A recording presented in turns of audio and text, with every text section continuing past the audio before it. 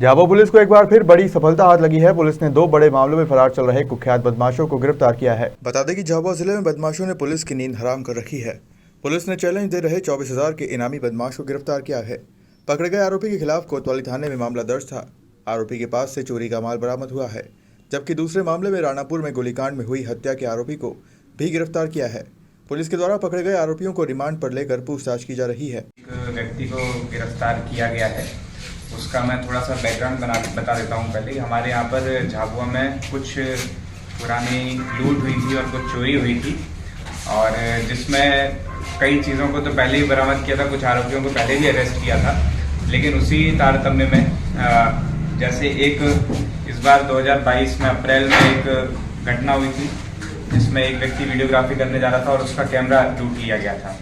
तो जो व्यक्ति अभी हमने गिरफ्तार किया है, उससे हमें कैमरा भी मिला है। उसके बाद जून में एक घटना हुई थी, जिसमें एक व्यक्ति जा रहा था अपनी लाइसेंसी बंदूक जमा करने के लिए, और उससे भी लूट हुई थी। तो उसमें एक आरोपी तो पहले अरेस्ट हो चुका था। ये जो अभी हमने आरोपी अरेस्ट किया है, वो भी उस घटना में था। फिर उसके बाद में लेटेस्ट अभी 4 दिन पहले बकरी चोरी की एक घटना हुई थी, जिसमें एक आरोपी पकड़ लिया था। जो दूसरा फरार था वो यही व्यक्ति था। फिर उसके बाद अभी 1-1.5 महीने पहले दातिया घाटी पर पारा क्षेत्र में भी एक लूट हुई थी, जिसमें महिला से उसका मोबाइल और कुछ पैसे छीन लिए थे। तो उस घटना में जो आरोपी था वो भी यही था। उसी प्रकार राणापुर में भी 2021 में एक घटना हुई थी, तो उसमें भी ये आरोपी था। और एक काली देवी में 2020 में घटना हुई थी, उसमें भी मशरूका और आरोपी पहले मिल गए थे, लेकिन उसका जो को अक्यूज था वो ये था। तो इस प्रकार से लगभग अभी जो हमारे पास में हम पूरा इंट्रोगेशन करके पता कर पाए हैं, 6 घटनाओं में, जिसमें 5 लूट और एक चोरी की घटना में ये आरोपी था। उसको हमने अरेस्ट किया है, पुलिस थाना कोतवाली की टीम ने। इस व्यक्ति का नाम है पप्पू बाबर, जो कि धार का रहने वाला है।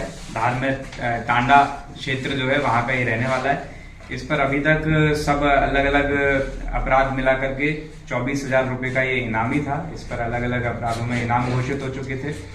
और अभी तक हमें जो मशरूका मिला है, उसमें एक कैमरा जो गया था वो मिल चुका है। दूसरी लूट में एक जो वीवो कंपनी का मोबाइल था वो हमें मिल चुका है, और कुछ नकदी भी अभी हमने इससे जब्त की है। इसमें एक विशेष बात और है कि अभी इससे जो हमने पूछताछ की है, उसमें अन्य भी लोगों के इसने नाम बताए हैं, जिन्होंने अलग अलग लूट में इसका सहयोग दिया था।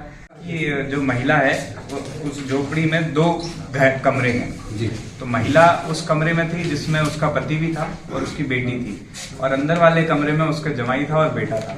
तो जब उससे अचानक से वो ट्रिगर दब गया और कट्टा चल गया, तो आवाज तो आई, लेकिन किसी ने वो ऑन द स्पॉट घटना वैसे नहीं ली।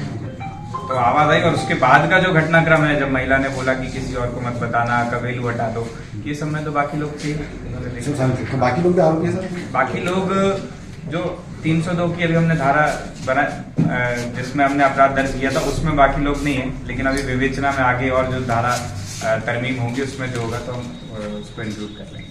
तो सर महिला ने मतलब आसानी से कबूल कर लिया, फिर सख्ती करना पड़ी पुलिस? नहीं, महिला ने मतलब पूछताछ ये इस मामले में मैं जरूर हमारे थाना प्रभारी राणापुर और चौकी प्रभारी कुंदनपुर की सराहना करना चाहूंगा कि उन्होंने बहुत अच्छे से इन्वेस्टिगेशन किया, लोगों से बार बार पूछताछ की। जो भी माइन्यूट चीज जिसमें डिफरेंस आ रहा था, उसको लेकर के बार बार पूछताछ करते। और ये इंट्रोगेशन का ही एक बहुत अच्छा तरीका है, एग्जाम्पल भी है कि जिसके माध्यम से उन्होंने कबूल करवाया। और जब पता चला कि कुएं में कट्टा फेंका गया है, तो वहां जाकर के उसको निशादेही पर जब्त भी किया। और जब्त होने के बाद में जब घटनाक्रम पूरी करोबरेट हो गई, उसके बाद ही हमने उनको आरोपी माना। कट्टा कहाँ से सर कुछ है मतलब? इसके बारे में अभी हम इन्वेस्टिगेट कर रहे हैं, क्योंकि वो मृतक जो है वो लेकर के आया था। तो बाकी लोगों को कितना पता होगा, एक बार हम इन्वेस्टिगेट करेंगे तभी बता पाएंगे। झाबुआ से शाबिर मंसूरी की रिपोर्ट।